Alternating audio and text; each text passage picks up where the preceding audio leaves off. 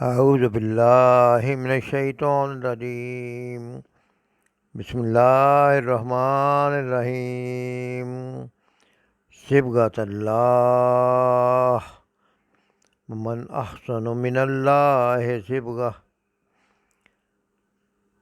صبغۃ اللہ، رنگ اللہ کا، ممن اور کس کا، احسن اچھا ہے، من اللہ اللہ سے، صبغۃً رنگ، وَنَحْنُ لَهُ عَابِدُونَ، وَنَحْنُ لَهُ اور ہم اسی کی، عابدون عبادت کرنے والے ہیں۔ سورۃ البقرہ کی آیت نمبر 138 کا لفظی ترجمہ پڑھا گیا ہے۔ مفہوم اس آیت کا یہ ہے، کہو اللہ کا رنگ اختیار کرو، اس کے رنگ سے اچھا اور کس کا رنگ ہوگا، اور ہم اسی کی بندگی کرنے والے لوگ ہیں۔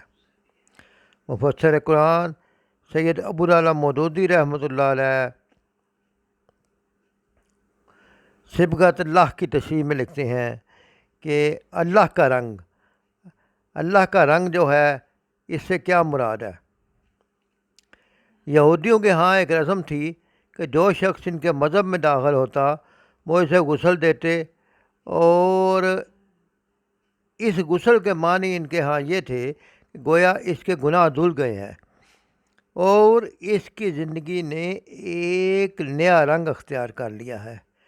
یہی چیز بعد میں مسیحیوں نے اختیار کر لی اور انہوں نے اس کو بپتسمہ دینے کا نام رکھا، جو کہ آج بھی عیسائی مذہب میں رائج ہے۔ تو اصل بات یہ ہے کہ زندگی میں رنگ دینے کا مطلب یہ ہوتا ہے کہ اس کی زندگی نے ایک نیا رنگ اختیار کر لیا ہے، اس کی زندگی نے وہ طریقہ اختیار کر لیا ہے، جو کون سا طریقہ ہے؟ سب سے اچھا رنگ کس کا؟ اللہ کا۔ من احسن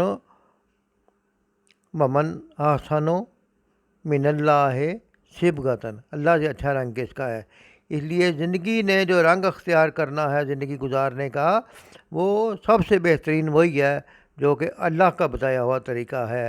اسی رنگ میں زندگی ڈھل جانی چاہیے۔ اگلی آیت میں فرمایا، قُلْ أَتُحَاجُّونَنَا فِي اللَّهِ وَهُوَ رَبُّنَا وَرَبُّكُمْ، کل کہہ دو، أَتُحَاجُّونَنَا، کیا تم ہم سے حجت کرتے ہو، ہم سے جھگڑا کرتے ہو، فِي اللَّهِ اللہ کے بارے میں، وَهُوَ رَبُّنَا وَرَبُّكُمْ وہی ہے ربنا ہمارا رب اور ربکم تمہارا رب، وہی اللہ ہے ہمارا رب بھی اور تمہارا رب بھی وہی اللہ ہے۔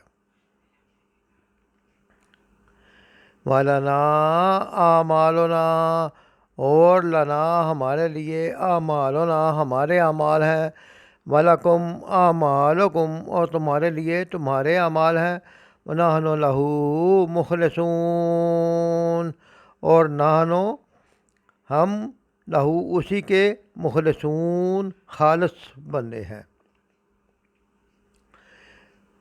مفہوم اس آیت کا یہ ہے کہ اے نبی ان سے کہو کہ تم اللہ کے بارے میں ہم سے جھگڑتے ہو، حالانکہ وہی ہمارا رب بھی ہے اور تمہارا رب بھی۔ ہمارے اعمال ہمارے لیے، تمہارے اعمال تمہارے لیے، ہم اللہ ہی کے لیے اپنی بندگی کو خالص کر چکے ہیں۔ اس آیت میں بھی یہ پیغام دیا جا رہا ہے کہ زندگی میں رنگ کس کا ہونا چاہیے؟ اللہ ہی کا رنگ ہونا چاہیے، اللہ ہی کی فرمانبرداری ہونی چاہیے، اور اس میں کوئی غیر مسلم اگر جھگڑا کرے تو فلاں کی فرمانبرداری کرو، فلاں کی فرمانبرداری کرو، ہم فلاں کی فرمانبرداری بھی کرتے ہیں، تو وہ بات حق نہیں ہے۔ حق یہ ہے کہ زندگی میں حق یہ ہے کہ اللہ ہی کی فرمانبرداری ہونی چاہیے۔ وَلَنَا أَعْمَالُنَا وَلَكُمْ أَعْمَالُكُمْ، اس کا مطلب یہ ہے کہ ہم ہمارے اپنے اعمال کے جواب دار ہیں، وہ اپنے اعمال کے، اگر وہ غلط بھی کرتے ہیں تو اپنی غلطی کا خمیازہ بھگت لیں گے، اس لیے ہمیں ان کے اعمال کی نقل نہیں کرنی چاہیے، اور اللہ کا رنگ اپنی زندگی پر غالب کرنا چاہیے، اور اپنے اعمال پر، اپنی تعلیمات پر فخر کرنا چاہیے، کیونکہ جو صحابہ کا طریقہ ہے جو نبی کریم صلی اللہ علیہ وسلم کا طریقہ ہے وہی اعلیٰ و افضل طریقہ ہے، اسی پہ ہمیں اعتماد ہونا چاہیے اور اسی رنگ کو اپنی زندگیوں میں ہمیں گزارنا چاہیے، اور غیر مسلموں کی زندگیوں کے رنگوں سے مرعوب ہونا یا ان کی نقالی کرنا یا کوئی درمیانہ راستہ نکالنے کی کوشش نہیں کرنی چاہیے۔ وَنَحْنُ لَهُ مُخْلِصُونَ، اخلاص کے ساتھ اپنے دین پر جمے رہنا چاہیے۔ اللہ تعالیٰ ہمیں اخلاص کے ساتھ اپنے دین پر جمے رہنے کی توفیق عطا فرمائے۔ وما علینا الا البلاغ۔